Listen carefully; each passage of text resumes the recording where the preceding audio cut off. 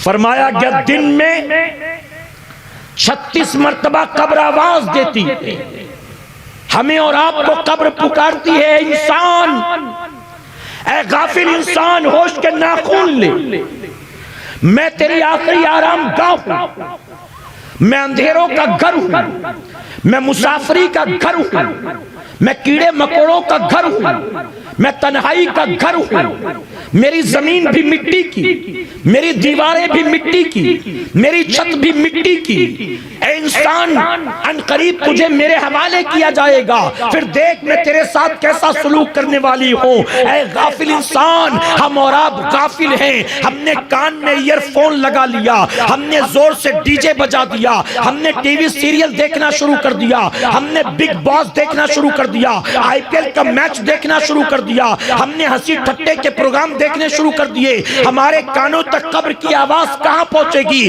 ہمیں تو ٹیلی ویژن سے فرصت نہیں ہے، ہمیں تو گانوں سے فرصت نہیں ہے، ہمیں تو بینڈ باجوں سے فرصت نہیں ہے، ہمیں تو ڈھول گاجے باجے سے فرصت نہیں ہے۔ جب یہ آوازیں بند ہوں تو قبر کی آواز ہمارے کان تک پہنچے۔ ہم نے قبر کی آواز کو دفن کر دیا ان آوازوں کی گونج میں۔ لیکن اے مسلمانوں، آج دنیا میں بچ بچا کے نکل تو جاؤ گے، لیکن جب قبر میں تمہیں اتارا جائے گا تو ذرا سوچو انجام کیا ہوگا، پھر قبر یہ کیسا سلوک کرے گی۔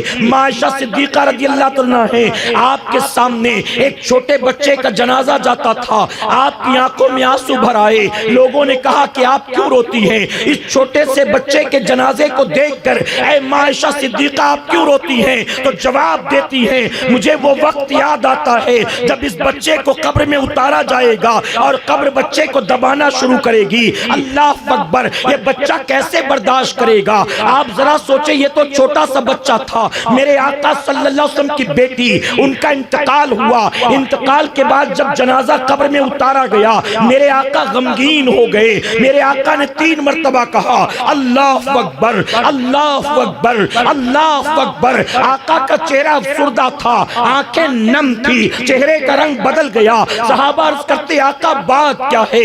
آخر آپ کے چہرے کا رنگ بدل کیوں گیا؟ میرے آقا فرماتے ہیں جب قبر میں میری بیٹی کو اتارا گیا تو قبر نے میری بیٹی کو دبانا شروع کیا۔ اللہ اکبر، مجھے اپنی بیٹی کا کمزور ہونا یاد آ گیا، مجھے اپنی بیٹی کا نرم نازک بدن یاد آ گیا، قبر کی سختی اور بیٹی کے جسم کی نرمی کو میں نے یاد کیا۔ میں نے اللہ اکبر کہا تو اللہ نے رحم کیا اور قبر کو وسیع کر دیا گیا، قبر کو لمبا چوڑا کر دیا گیا۔ اے مسلمانوں ذرا سوچو، ہمارا کاروبار کیا قبر کی سختی سے ہم کو بچا سکتا ہے؟ ہمارے عہدے ہمیں قبر کی سختی سے بچا سکتے ہیں؟ ہمارا مکان، ہماری فیکٹری، ہمارا بینک بیلنس، ہماری عزتیں، ہمارا وقار و اسٹیٹس ہمیں قبر کے عذاب سے بچا سکتا ہے؟ ہمارا سال بھر کا ٹرن اوور کیا قبر کے عذاب سے بچا سکتا ہے؟ ہماری رسوخ و رسائی پہچان جو ہے کیا قبر کے عذاب سے بچا سکتی ہے؟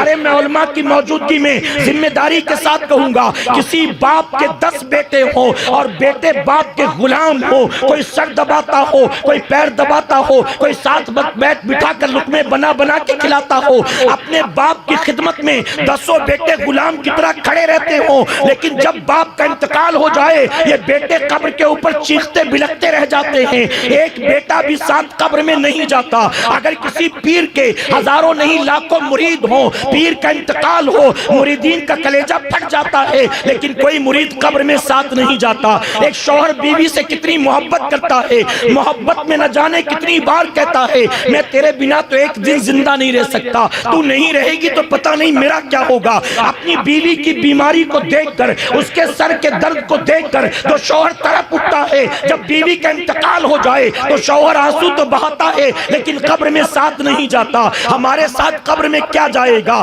اے مسلمانوں، اگر کچھ نیکیاں کی ہیں تو یقیناً قبر میں کام آئیں گی، اللہ کے سجدے کیے ہیں تو یقیناً قبر میں کام آئیں گے، قرآن کی تلاوت کی ہے یقیناً قبر میں کام آئیں گے۔ مدرسہ معین الاسلام کو کبھی ہم نے ہاتھ بڑھا کر اللہ کے نام پر کچھ دے دیا ہے، قبر میں کام آئے گا، اور اگر اپنے اوپر زندگی بھر خرچ کرتا رہا تو قبر میں کام آنے والا نہیں ہے۔ میں بمبئی جیسے بڑے شہر میں رہتا ہوں، ایک مثال میں آپ کو دینا چاہوں گا، آپ تھکے تو نہیں نا؟